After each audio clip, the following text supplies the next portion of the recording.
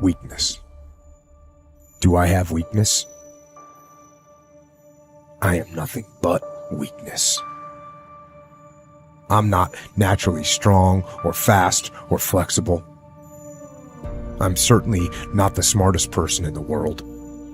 I get emotional over stupid things. I eat the wrong foods. I don't sleep enough. I procrastinate and I waste time. I care too much about meaningless things and not enough about important things. My ego is too big. My mind is too small, often trapped inside itself. Now, all that being said, I have a saying. A person's strength is often their biggest weakness, but their weaknesses can become strengths. Success, guys, a very, very lonely road, man. Along that road, you're not going to see too many friends. You see your shadow most often. You got to trust in the heart of hearts. Inside what you're doing, what you believe in is a worthy cause, a winnable fight. I wish I could tell you tired, go take a break. I wish I could tell you tired, rest for a year. I wish I could tell you that it's gonna get easier. I wish I could tell you it's gonna get easier. I wish I could tell you that if you just keep going, it's gonna get lighter. I dare you to take a stand today to say no more. I will no longer accept this for my life. I dare you to take action today. I dare you to write your goals down and get someone to hold you accountable. I dare you to hold yourself accountable. I dare you to give up everything that is keeping you from your dream, to say no to all the negative influences. I dare you to pick up a book instead of a drink. I dare you to work harder than you think you did yesterday. I dare you to prove them wrong. I dare you to prove yourself right. I dare you to stand up as a man or as a strong woman, as whoever you are, and declare that you are going to claim a bigger and better life for yourself. When you get to the point where enough is enough, when you get to the point where it hurt real bad, when you get to the point when it's over, when they're tired, when they're frustrated, when they're ready to give up, when they spent their last dime, that's when they get started.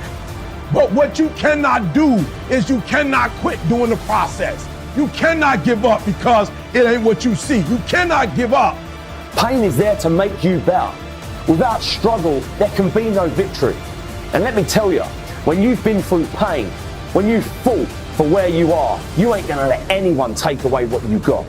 When you've earned it and paid your dues and suffered and failed, been hurt and been down, and you get back up, when pain and struggle comes to face you again, you look it in the face and stand it down. Because you've been through too much. You're too strong now. Everything that has happened to you up until this point has made you who you are. And it will continue to mold you into who you will be. How do you overcome the suffering of life? Is be a better person. That's how you do it. Well, that's hard. It takes responsibility. And I think, if you said to someone, you want to have a meaningful life? Everything you do matters. That's the definition of a meaningful life. But everything you do matters. So you're going to have to carry that with you. Or do you want to just forget about the whole meaning thing and then you don't have any responsibility because who the hell cares, and you can wander through life doing whatever you want, gratifying impulsive desires for how useful that's going to be, and you're stuck in meaninglessness but you don't have any responsibility. Which one do you want? Well, ask yourself, which one are you pursuing? And you'll find very rapidly that it isn't the majority of your soul that's pursuing the whole meaning thing, because, well, look what you have to do that. You have to take on the fact that life is suffering. You have to put yourself together in the face of that. It starts with yourself, man. You got to start diving into those things that you are afraid of. You don't gain confidence by going to the spot that makes you feel good. It's going to be a false reality. And the second life gives you that challenge, all you want to do is go back to what made you confidence, or what gave you confidence. Is that happy spot? No. What gives you confidence, what gave me confidence, was spending years at a kitchen table trying to learn how to read and write on my own. Realizing I can't learn the way you learn. I can't. But I can learn. What gives you confidence is not being afraid. It's overcoming the fear. I used to stutter severely bad. So right now, I don't know how many people are gonna watch this. You know what gives me confidence? Is knowing I no longer care if I sit here and start stuttering to you. Yeah. That's what gives me confidence, is facing these things, overcoming them. And maybe not overcoming them every day, but facing them and facing them and facing them. Pretty soon like this, you know what, man, this is where it's at. It's not in that comfort zone. It's in the discomfort zone is where my confidence is getting built. That's where it's getting built. But people want an easier answer. Yeah. There has to be an easier way. There's not. I'm sorry. I searched for it my entire life.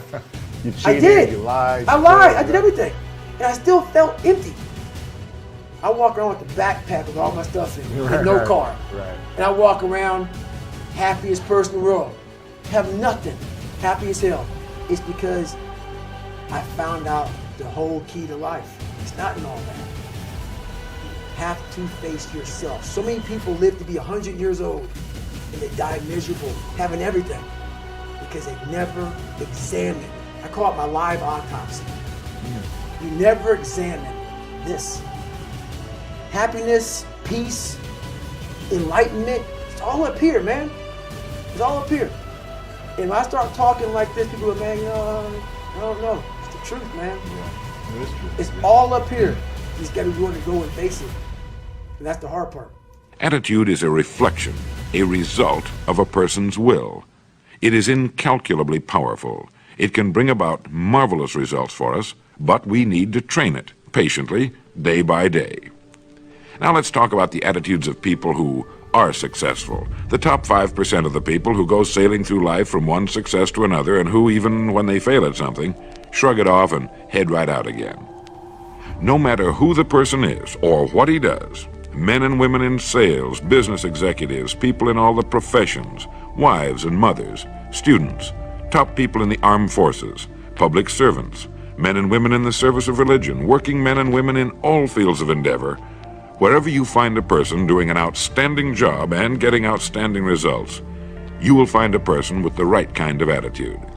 These people take the attitude toward themselves that they can accomplish what they set out to accomplish, that there's no good reason on earth why they can't be competent, successful. They have a healthy attitude toward themselves and, as a result, toward life and the things they want to accomplish. And because of this, they achieve some remarkable things, and they come to be called successful, outstanding, brilliant, lucky, and a lot of other things.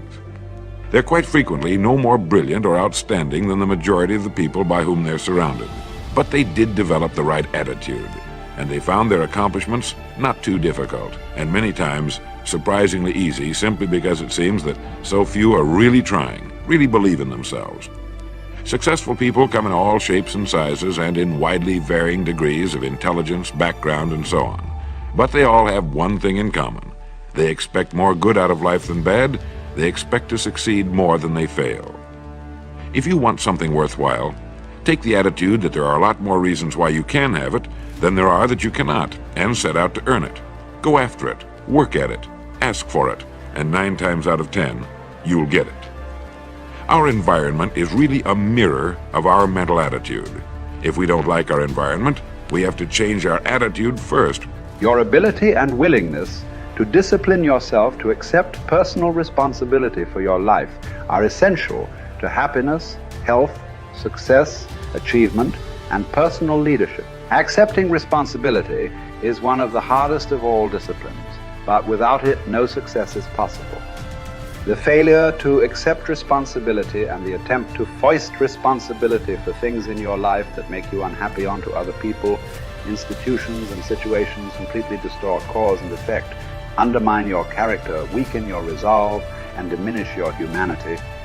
They lead to making endless excuses.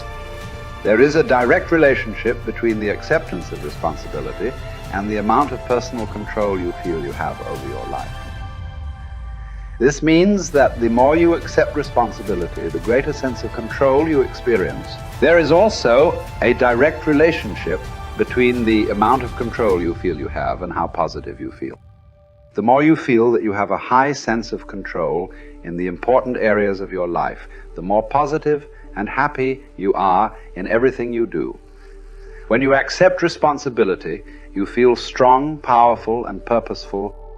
Accepting responsibility eliminates the negative emotions that rob you of happiness and contentment.